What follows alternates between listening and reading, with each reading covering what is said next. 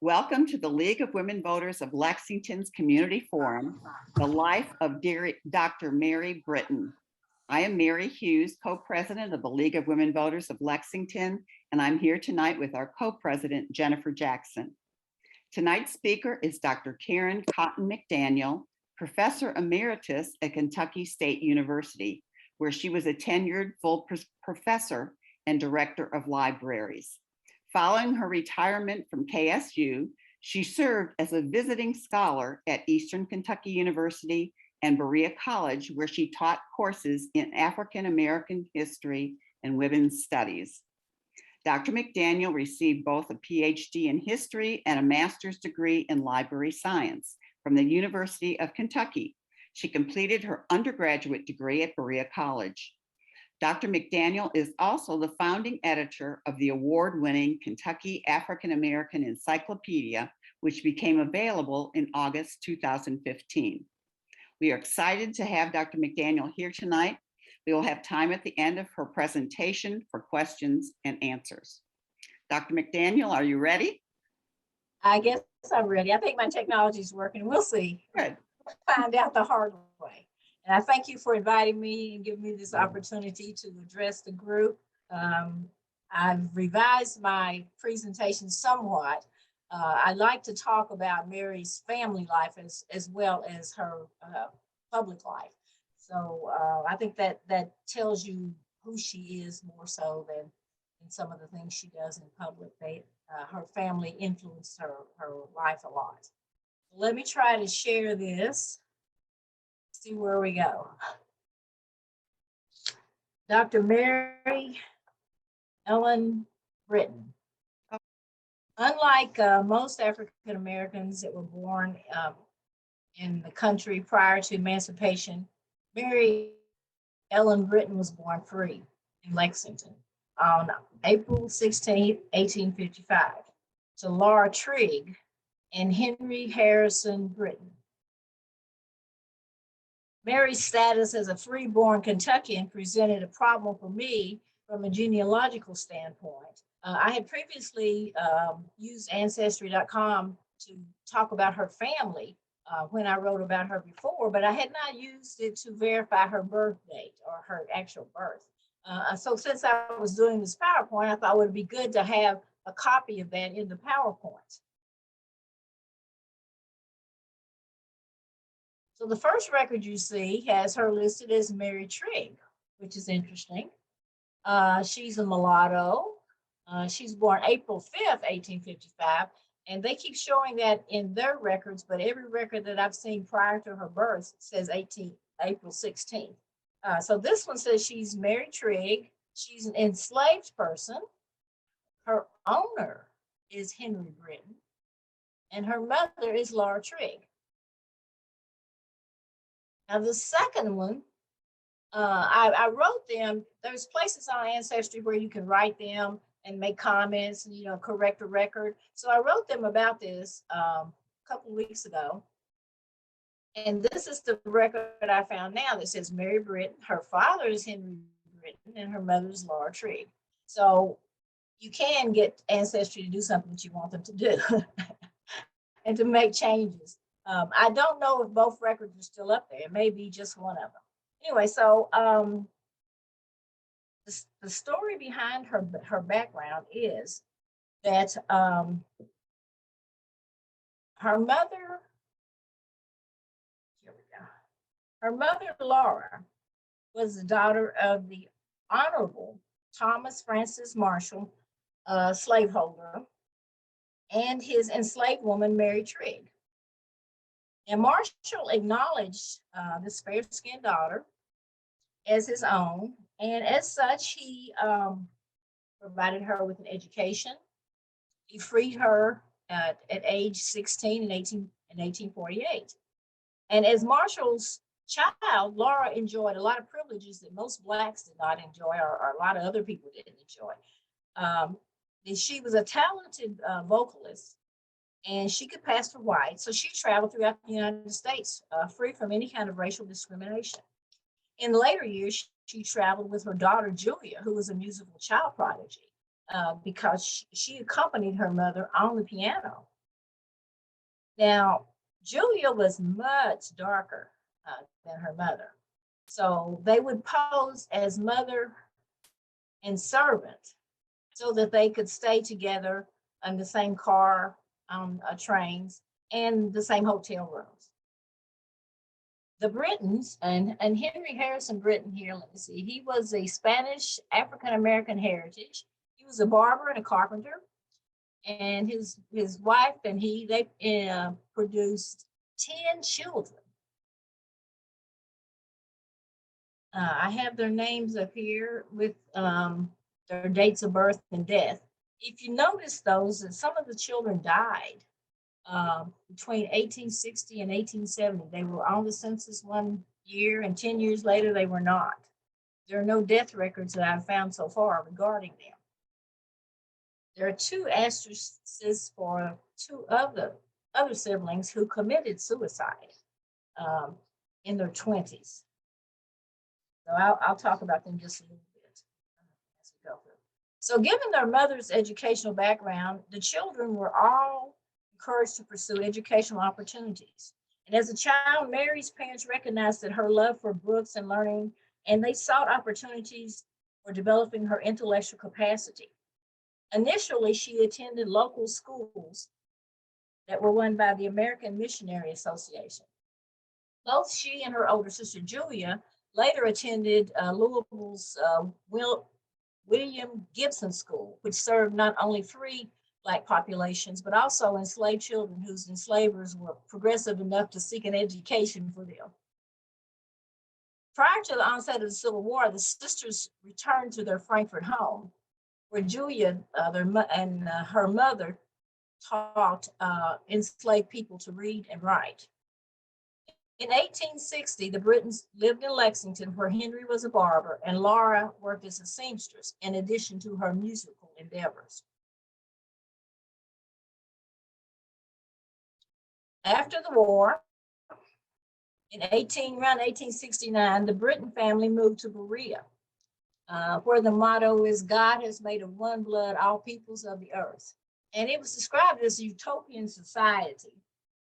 The housing was in a checkerboard pattern where a Black would live in one house and a white would live on the next house, and the Black one and then a white one. The Britton family lived next door to Berea College founder, J.R. Rogers. Interracial dating was encouraged among the students. At Berea, it was Berea Academy at the time. At Berea Academy, Julia's mother, Mary and Julia's mother, was a matron, which is similar to Dean of Women.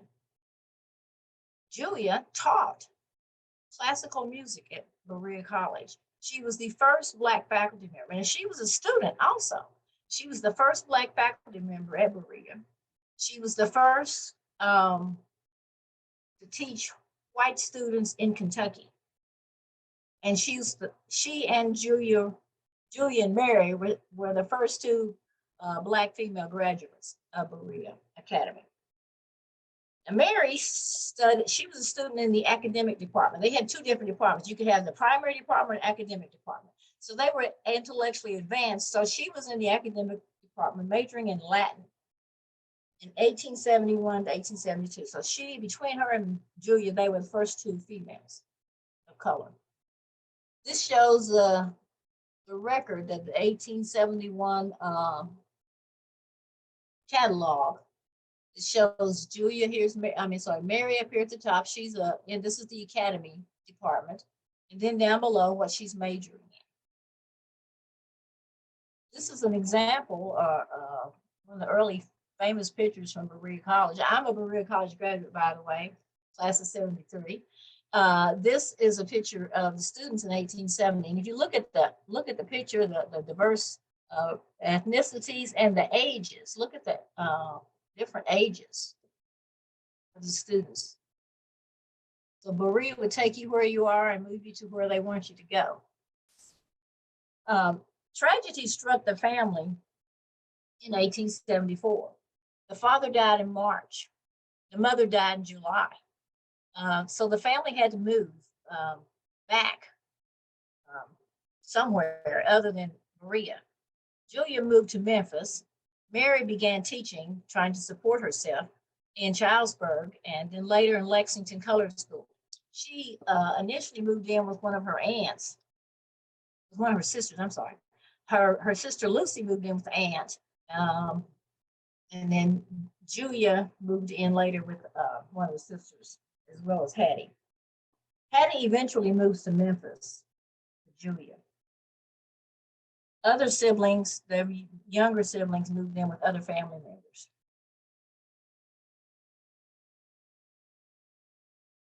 So these changes, because of their family situation, forced them to look for places for their siblings, as well as employment opportunities. Very first, like I said, worked in Charlesburg, and then she worked at Lexington Colored Schools. She eventually shared the quarters with her sister and Ben Franklin. Ben Franklin was Susan's husband. He was a barber. He had a barber shop, and it was well known. And they moved on North Limestone, where Mary would later establish her own home. Now, Mary was among the first members of the State Association of, here we go, Colored Teachers. She was a charter member, 1877. In 1886, she became secretary. And she was very actively engaged. She was always presenting essays. One of the earlier ones that she presented was Literary Culture of the Teacher. That was in 1878 in Danville. And at the State Association, as they concluded, she was put on a program committee. Then at the next convention that she presented something, she was made association secretary, which is 1886, 87.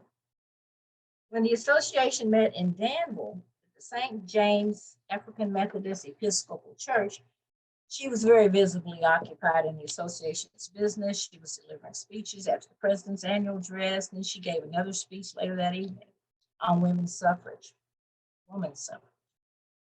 The speech on women's suffrage, that's why we're here today, was so well received that it was subsequently published on the front page of the Cincinnati, Ohio newspaper, the American Catholic Tribune.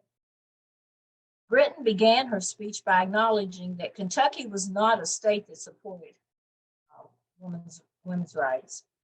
And thus her initial feelings and comments on the subject were formulated from hearing only one side of the issue. She said, and I quote, "From my early youth, I was a strong advocate of human rights, not women's rights. I wish to retract so much as was said to deprive them of the liberty to follow freely their own natural gifts and the reluctant recognition of the right to do whatever they can do well." She expounded on women's gifts and suggested the removal of laws be made in the sole interest of men. Suggested the removal of laws that were made, in the sole interest of men that deny their wives and mothers the same rights. She argued that women's suffrage was based on the premise that everyone had a right to define their own fate in the laws of society, and that those laws should be equally applied to women as well as men. She believed that the vote would not only give women a voice, but also insisted that women deserve representation, referring to taxation without representation as tyranny. She argued that, quote, "If woman is the same as man, then she has the same rights. If she is distinct from man, then she has a right to the ballot to help make laws for her government." She encouraged those opposed to suffrage to examine Christ's golden rule and, quote, "Come down from your high perches of superiority and give to woman what is justly hers," end quote. Throughout her discourse, she defined the qualities of women that women possess that made them their voice in government necessary, stating that, quote, "No one is better for being ignorant. No one is a better companion for being weak and helpless," end quote. She argued that women decide issues based on morality, which works well when combined with men's decision-making processes. In her plea, she pointed to successful men who publicly relied on their wives' intelligence in combination with their own to achieve success. She professed that, quote, as woman is made to be worth more to society at large and the public interest. She becomes richer at home and is capable of building it better without losing their tenderness and love. Britton proclaimed that men and women are expected to work together to govern, with each bringing different traits to the mixture for the betterment of humankind. Women, she argued, from a historic standpoint, have consistently progressed and learned not only the alphabet, but science, technology, law, medicine, and other disciplines. And is then discriminated against by receiving less wages, although she has excelled in these endeavors. We see that today, less pay for the same education. Britton maintained that granting suffrage for women would protect young men and boys from ruin because women would help elect moral leaders and enact better laws, including temperance legislation. To gain the approval of the male audience, she offered quotations from nationally recognized men, including Henry Ward Beecher and Frederick Douglass, both of whom supported women's suffrage. Ms. Britton concluded her remarks by saying, quote, no movement of any great importance has ever taken place in the world in which woman has not taken a prominent part as a worker. Most assuredly is women's suffrage a potent agency in public reform, end quote. The suffrage speech was one of the earliest records of her activism on public issues confronting women and Blacks. Ms. Britton was politically active throughout her life and used her writing skills to verbally attack many of these issues confronting women and African Americans.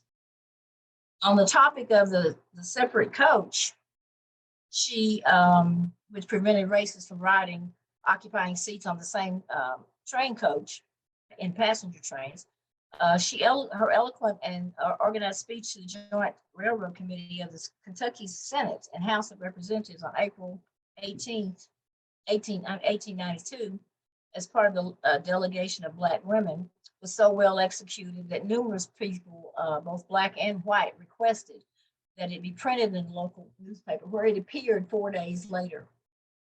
She was one of the Black women who appealed there to reject the separate coach law. In her speech, Britton called for bipartisan vote to refuse the passage of the coach law by invoking the words from the Constitution that everyone has the right to life, liberty, and the pursuit of happiness. She elucidated Black progress toward social respectability and socially progressive efforts toward a new way of life and upward mobility. She questioned white privilege and the assumption that whiteness is, quote, virtuous, intelligent, and aesthetic in taste, end quote, by reminding the assembly of the horrors of slavery and the atrocities that were perpetrated against Blacks during the enslavement, to call for, quote, reparations for the wrongs done the ancestors, end quote, and fairness. Britton talked about the injustice of punishing all Blacks for the disgraceful behavior of one Black man toward a white woman on the train. She explained that generally only the offending person is punished for his crime and not the whole race. Britton further championed Black women by protesting white people's disrespectful treatment of Black women. And she argued that they had a similar incident occurred against a Black woman, the entire incident would have been ignored altogether. She maintained that she understood the law was designed to protect, quote, ladies from ruffians, and surmised that if a Black man was, quote, sober, clean, and intelligent, end quote, his rights as a citizen should not be arbitrarily denied. She further argued that if a law based solely on race was not only unjust, but also un-American. In conclusion, she reminded the Assembly that the governed people gave them their power, and as such, the people were opposed to the bill. She said, quote, the 272,981 Afro-Americans of the state, together with the Friends of Right and Liberty of other nationalities, most strenuously revolt against the passage of a measure so unjust as the separate coach bill, end quote.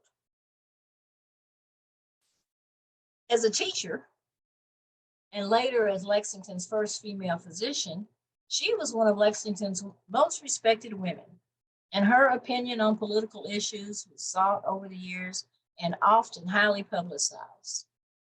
Britton's first speech was delivered at the end of the school year in 1876 and published in the American Citizen. That was an early Lexington weekly. The speech explained the relationship between parent, teacher, and all that. Subsequent publications appeared in the Cincinnati Commercial, the Daily Transcript, another Lexington paper, the Lexington Herald, where she wrote a column, a woman's column. Britton contributed articles to several other publications, among them the Ivy in Baltimore, the Current in Louisville, the Indianapolis World in Indiana, the Cleveland Gazette in Ohio, and Our Women and Children, which was a publication of the Black Baptist Church. Spokespersons for the Lexington Herald found her composition to be, quote, equal to any of her sex, white or black, end quote. From her articulation of issues of fairness, education, and morality in the changing racial climate, the journalist compared her public speaking abilities to those of Hallie Hugh Brown. Ideals expressed by Britton in the Lexington Herald include reformation in society, total abstinence from alcoholic liquors and tobacco, and the importance of active work and the influence of example on the part of teachers and preachers. When writing for the Lexington Herald, her nom de plume was Meb, M-E-B, her initials, with the first one just capitalized. And her nom de plume for the Ivy was Aunt Peggy. The public opinion of Britton was very favorable, not only in Lexington and Central Kentucky, but also in larger cities of Louisville, Indianapolis, Cincinnati, and others. One employee of the Cincinnati Commercial commented, quote, she has an excellent talent for comparing, explaining, expounding, and criticizing, and has made no small stir among the city officials and others for their unjust discriminations against worthy citizens, end quote.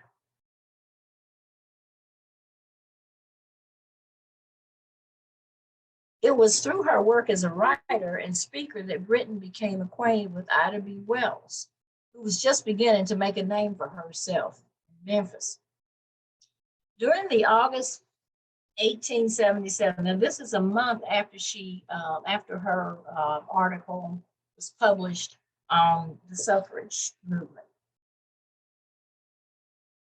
They met at the National Press Association's annual convention in Louisville.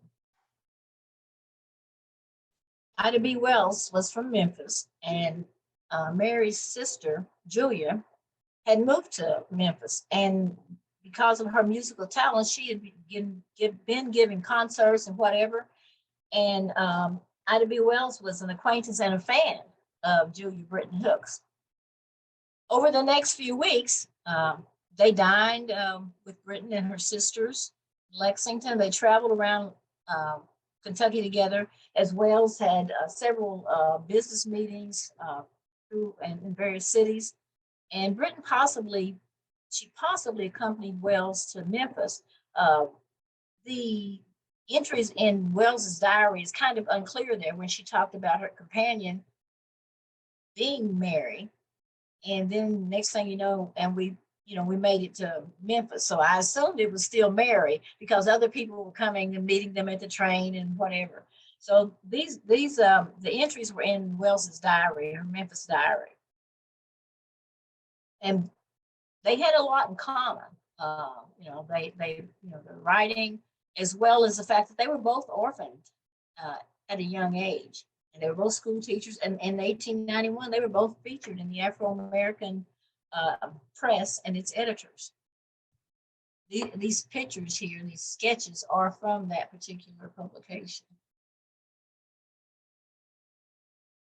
So 2 weeks after she gives her speech before the legislature, she and 19 other Black women from Lexington, they meet in the chapel of St. Paul AME Church, and they established the Ladies Orphans Home Society. Now, this is a picture of the Board of Managers.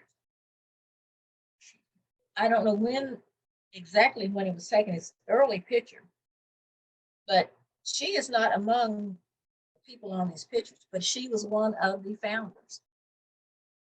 There's not a face on here that looks like hers, and her name is not included. The society's purpose was to establish a home to provide food, housing, and educational training for poor orphans and needy elderly women. You see a theme here. She was an orphan, and she understands their needs, so she's looking for ways to remedy her suffering. The orphan's home was of particular interest to Britton, as she understood the needs of orphans, having been orphaned at the age of 19. She undoubtedly remembered the trauma of losing her parents and having to fend for herself and seek assistance to assure the care of her 5 siblings, who were eventually raised by aunts, sisters, and other relatives. Britton was a charter member of the society, and she served as the secretary and worked in that position until she retired in 1923. The Colored Orphans Industrial Home served hundreds of Black orphans for almost a century, until it closed in 1988.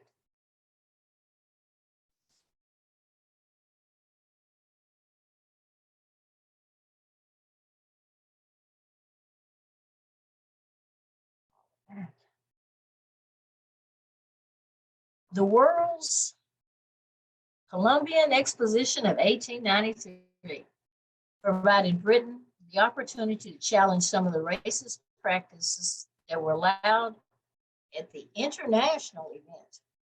Chicago served as the host city and had spared no expense to make the event grand and expose the city's economic eminence. It was dubbed White City, not only because all the buildings were painted white, but also because organizers had severely limited Black participation in the exhibits, which resulted in a major controversy in the Black community. Curious as to whether the Kentucky building was open to Blacks and whether she would be treated differently at the exposition by Kentuckians than at home, Britton attempted to enter the facility and was publicly refused entrance. One reporter from an Indianapolis newspaper witnessed the humiliation, indignation, and other strains she experienced and reported it. Britton responded to his query about the motivation for her action and stated that she wanted to see how she would be treated. Now, prior knowledge of the racially negative climate at the exhibition suggests that Britton knew how she would be treated, but wanted to challenge her home state publicly.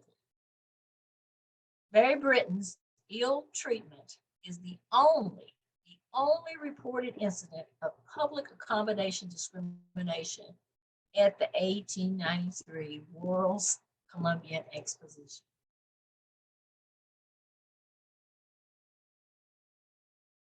Britton remained professionally active in educational circles, giving presentations at the state and national meetings, such as the American Association of Educators of Colored Youth, where she delivered a paper titled History and Science of Teaching.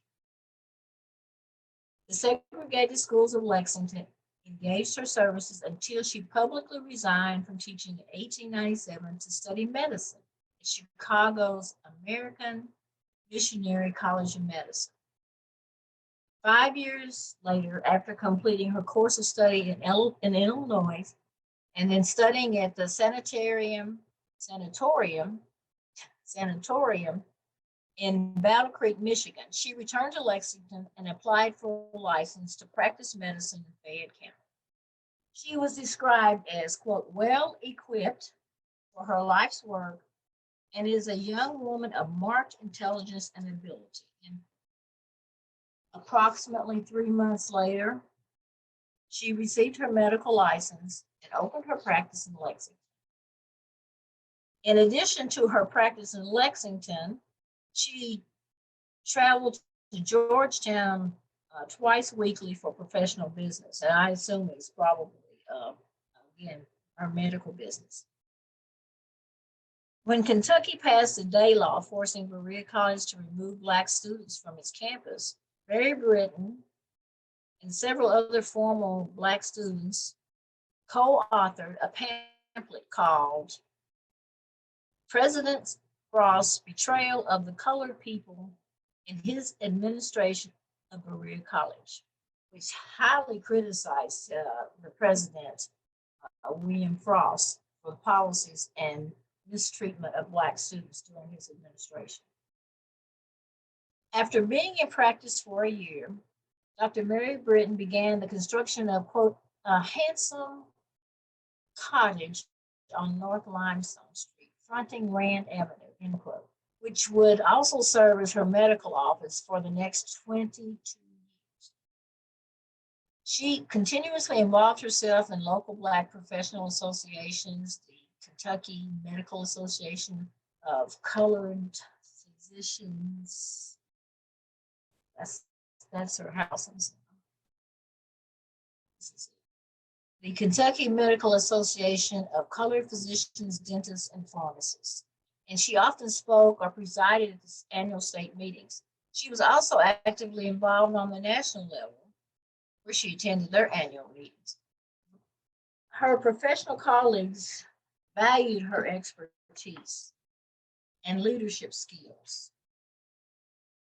And in February 1911, chairman of the executive committee of the National Medical Association of Negro Physicians, Dentists, and Pharmacists appointed her as the state vice president.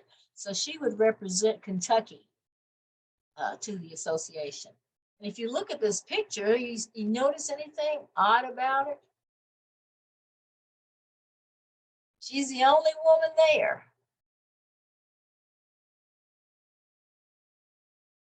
She was as brave and strong as any of the men, and verbal. Dr. Britton not only attended the 3-day annual sessions, but she also continued giving papers and presentations when she was in attendance. Britton was often asked to provide medical advice and experience and to various clubs throughout the city, including the Colored Women's Club or mothers groups on topics of hygiene and those kinds of things. She was a lover of poetry, and so she often gave presentations at local literary programs as well. Still, other presentations focused on religious topics, scriptural texts, and were presented at churches, the Christian Church, Main Street Baptist Church, and others. She was a member of the Kentucky Association of Colored Women's Clubs, an arm of the National Association of Colored Women's Clubs. And she was very proud of the work and interest that women had in racial uplift efforts in her home community. And in 1905, she announced that the Women's Club, which had been established 2 years earlier, a group of earnest Christian women, they had been established for the purpose of opening a day nursery to care for babies and young children of working parents. She described their goals as, in addition to self-improvement, it is our aim to be of service in the community by assisting the many self-respecting, well-disposed, honest, laboring women who have to leave their children alone at home because they have no one to care for them. The curriculum of the school, of the nursery, included lessons in politeness, good table manners, love of God, and obedience to the laws of society and government. And habits of order and cleanliness is a preparation for systemic living. Britain encouraged other women to assist them and to consider the possibility of joining a group of benevolent women. The club successfully raised the money for the nursery, and by 1945, the nursery was being supported by the local community chest and Lexington government, and it employed a housekeeper and 2 matrons and had nurtured thousands of children. In addition to the nursery, the club also owned another building. Dr. Britton, at one point in 1914, actually was named president of that Women's Improvement Club. She was a member of other social clubs, including the Phantasma Club, which was a social club that catered to the better educated and elite African American populations in Lexington and Louisville.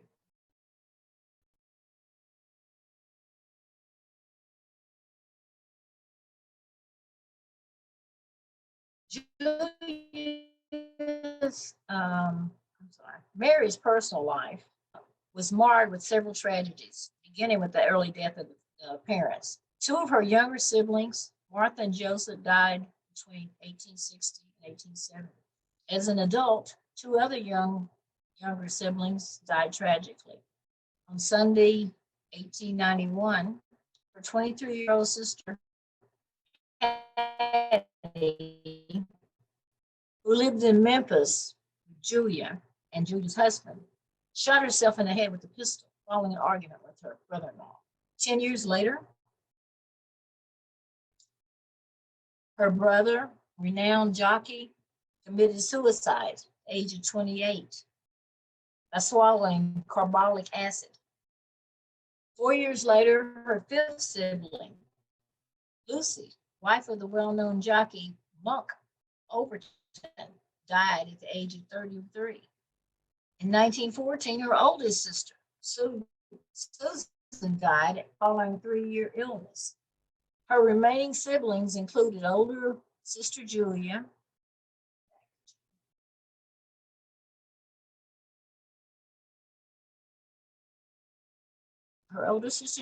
a younger brother Robert in Indiana, and William in Clay County. I think that a lot of the things that she went through in her life maybe triggered her quitting school, quitting teaching, to go into medicine, discover some of the reasons and problems that her family was experiencing. Because things like suicide, it's sometimes it's emotionally triggered, and it's sometimes genetic, and other people in the family continue to do those same kind of things. So that may be why she went into medicine.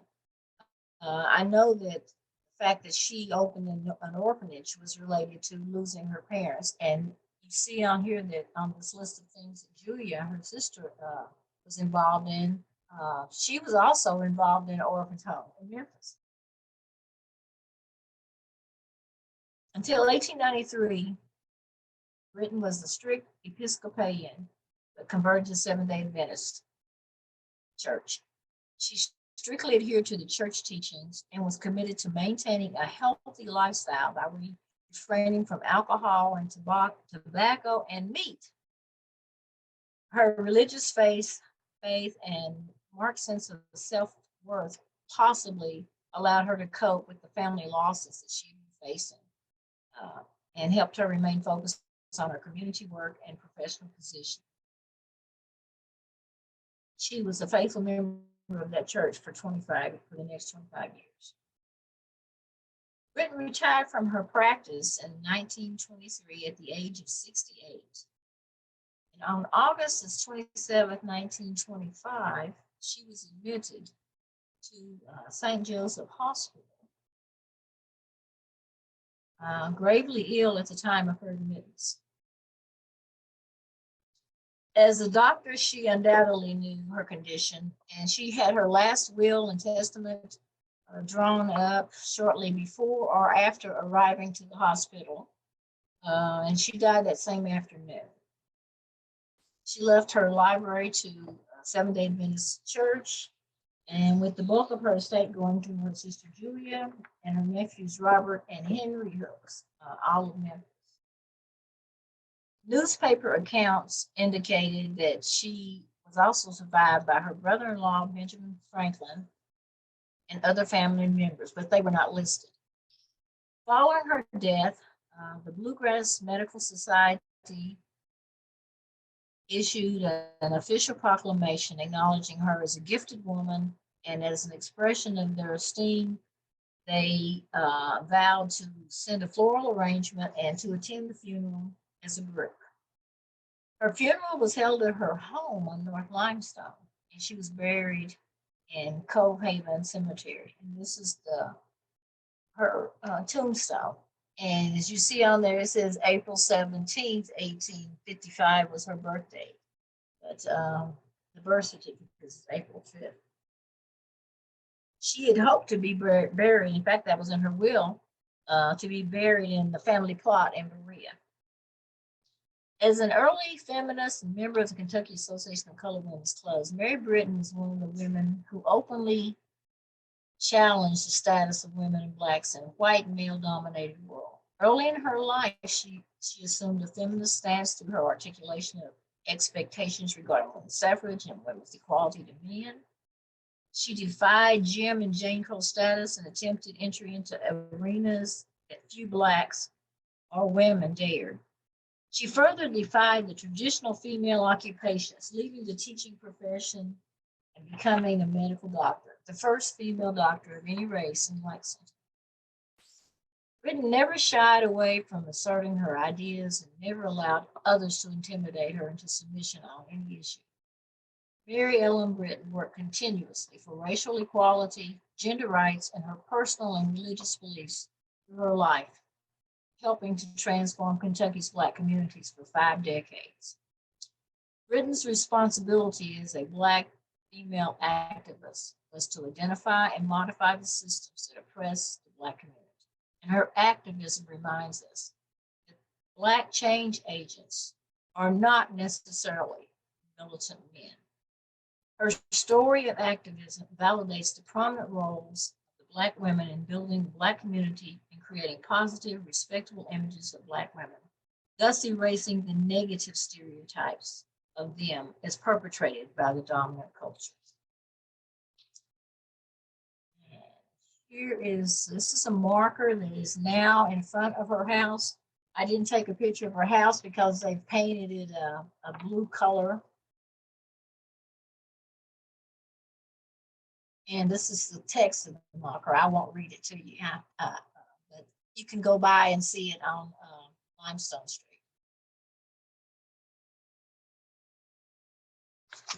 Thank you for inviting me.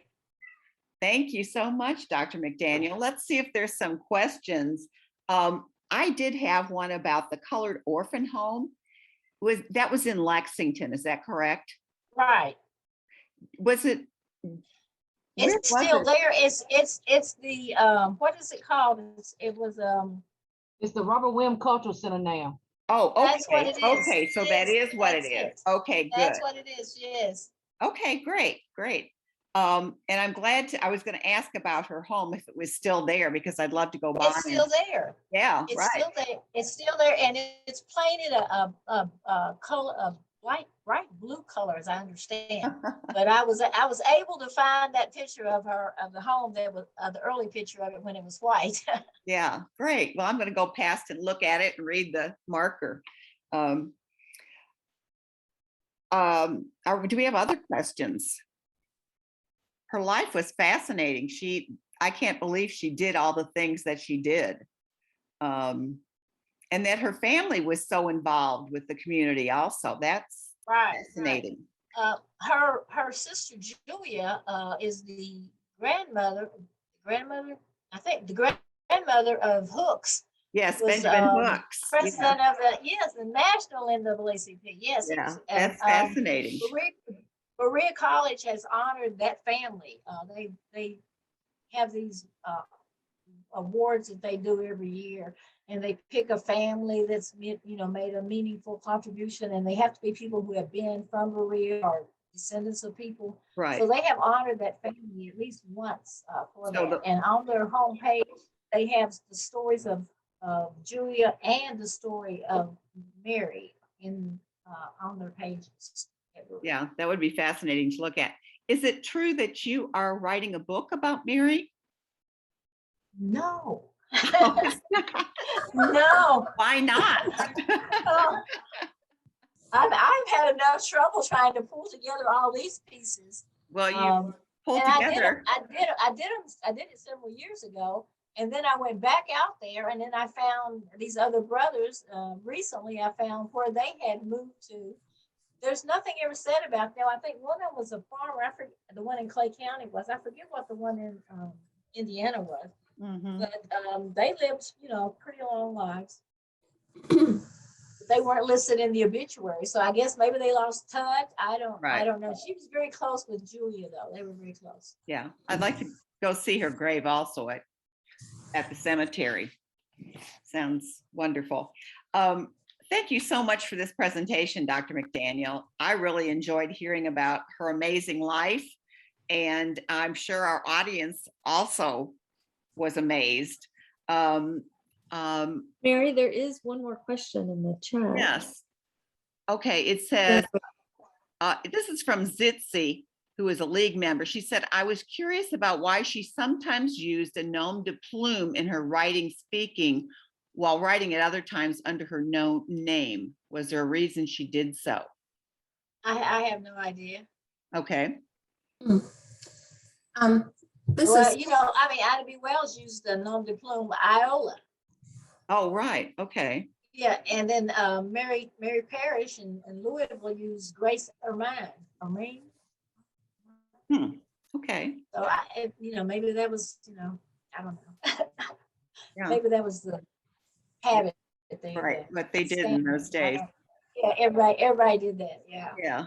Sharon, did you have a question? I do, and it was kind of hard to put it in writing. So thanks for letting me ask it in person. First of all, thank you, Dr. McDaniel, for this presentation. Thank you. Question, and maybe you said it and I just missed it, but you mentioned that Berea was forced to remove Blacks from campus, and then you mentioned that that the president at the time, William Frost, was criticized. So I just wasn't quite sure why that, when you say it was was it forced by him, or was there a law passed, or what happened that caused that? Oh, the day law. The day law was passed, but before the day law was passed, Frost was administrator there under a previous president, but he apparently was racist in his mind. Sometimes you take a job, you may not be what you want, you do what you have to do to get by. So when he became president, he started segregating the Black population. They had, they weren't allowed to go to dinner when the white population went to dinner, and various things like that. He felt the school should not be inclusive of Blacks, but that it should be for mountain students. So he wanted white mountain students to be there. So he started segregating the populations, and that was a problem. And then later, when the day law passed, it was passed 1905. So it became a law in Kentucky. So he pretended to be supportive of Blacks by helping them relocate and start the school in Lincoln, which is in Shelbyville or outside Shelbyville. Lincoln Institute. Lincoln Institute. You may or may not know of it. One down by Middlesboro, is that it? No, it's between here and Shelbyville. Whitney Young Lincoln is job. it's now the Job Corps. Yes, Whitney Young Job Corps. Yeah. So, yeah, Okay. he claimed to be supportive of that, but his colors had already been revealed by the way he was treating Black students. the whole thing behind the Day Law was a misunderstanding. One of the senators or representatives named Day, last name Day, was at Berea for graduation, and he saw these two people hugging, two women hugging, and he thought one was black and one was white. Actually, they were both black.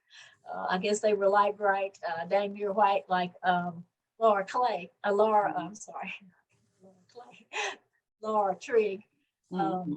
So he misunderstood, and he thought it was just disgraceful that a black person was embracing a white person there in public. And so he put this law together that made it illegal for blacks and whites to go to school together. They also end up supporting blacks going to school at other black schools in the South. So they may have gone to Fisk or somewhere, but they were trying to support them to say that he was, supporting the black students' education. Right. Okay. Thanks. That helps a lot. Thank you. Dr. McDaniel, we had another question. If you could travel back in time and meet Dr. Britton, what would you ask her? Oh my goodness. I have no idea.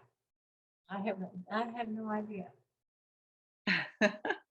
Okay. I would probably ask her why she went into medicine, because I was curious, because,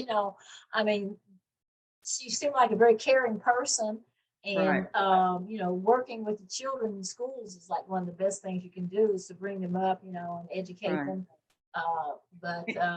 And her practice was primarily focused on women and children, so she continued that. Right. And she was older when she became a doctor. Yes, but she was very young when she was graduating from Berea. They went there early. Yeah. I was curious, Dr. McDaniel, if you are related to Dr. Britton. This is the second time I've been asked that. When I spoke at Berea about her, one of the gentlemen said to me, "You favor Dr. Britton. Are you family members?" No, we are not. Okay. Interesting. Thank you again, Dr. McDaniel. I am just going to say a couple things about upcoming forums for the League. Please join the League for our next forum on Tuesday, April 5th, 6 to 7 p.m. That's an hour earlier than we usually do our forums. That'll be via Zoom, where we'll hear two members of the Fair Housing Commission in Lexington talk about housing needs in Lexington and how our audience can help. In addition, our County Clerk, Don Blevins, will present a forum on Thursday, April 21st, 7 to 8 p.m. via Zoom, where we can hear the latest information about voting in the primary elections, including the polling sites, times, absentee voting, and more. You can register for both of those forums on our website or on Outreach Circle. And I believe Jen Jackson wants to say a couple more things, and then we'll be saying goodnight. Jen? Yes, I just want to mention that we are book club this month. We always have book club on the third Wednesday at 7 p.m. So third Wednesday of the month. This month, if you're interested in women's history, we are talking about this book, A Simple Justice, and it's Kentucky Women Fight for the Right to Vote, and it's written by Melanie Gilgone. She's a professor at University of Kentucky. So if you haven't read the book, that's also fine. Just come, and it's a great group of people that come to discuss the book. And I always learn something new when I go. So it's a great way to meet other people and get involved with the League of Women Voters. And the other thing that I wanted to mention is that with primary elections coming up, we are going to be hosting candidate forums. And so we are asking the public to provide questions for those candidate forums.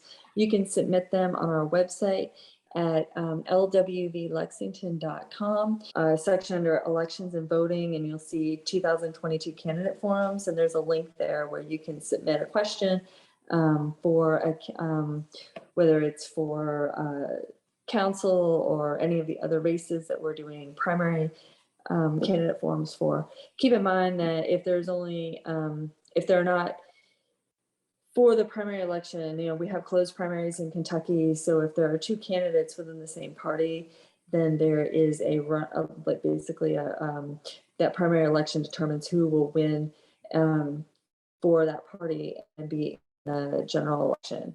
So for example, if there is only one candidate from the Republican Party that's running, then there would not be a primary election. They would automatically advance to the general election. So just keep that in mind. So there is, so you won't be seeing a primary forum for every single race, but there are races where there are multiple people from the same party that are running against each other. So, so anyway, so be on the lookout for that. And then we also are going to be doing a online voter guide. So Vote 411. In fact, Sharon has been working on that the last several years. And so there's going to be multiple places where you can get information for the upcoming election. So, and if you're interested in volunteering and getting involved with that, then that is great. I'll also keep in mind council and mayor races are nonpartisan, and those primaries don't show the party information. However, there are multiple candidates for some of those, and we are doing candidate forums for some of those nonpartisan races too. Even though it is a little confusing, so even though Kentucky does have quote unquote closed primaries, there are nonpartisan races on the ballot for that primary. So you can vote in those races. Typically in the primary, you have to vote within your party. But anyway, suffice to say that we will be there with candidate information for you so you can learn about candidates before you go to vote. And you can find all of that information on our website. We'll be posting videos of those candidate forums as they become available. And if you have any questions, you can email us at info@lwvlexington.com. I have one comment. Am I Sure. still sharing screen? Okay, I just posted the Mary Britton marker. Where is this located? This is in Danville. Mhm. Yeah, at the AME church there where she first spoke on suffrage. This is a Pomeroy, one of the Pomeroy markers. And there's Marsha Weinstein. People that go to Danville, if you go to Constitution Square, which is right in the middle of Danville, and behind it, the back street of that square is a large AME church, isn't that right? And that's where the marker is. Right. And then not far from there is a couple houses down is that little house that is in bad repair that was a black school. It's got a historic marker in front of it. Was that Bates? Might be, I can't remember. It's been a while since I've been there, but yeah. But the marker is very impressive. Yeah. Markers are beautiful, yes. Yes, they are. Yeah, and there's going to be a new marker that's dedicated in Lexington for Maryellen Britton. So we're going to be having a ceremony for that coming up. Yeah, June 10th. There you go. Awesome, Mary. Thank you so much, Dr. McDaniel, and thanks to everybody who was here this evening. It was a wonderful program. Okay, thank you. Thank you. Have a good evening. You too.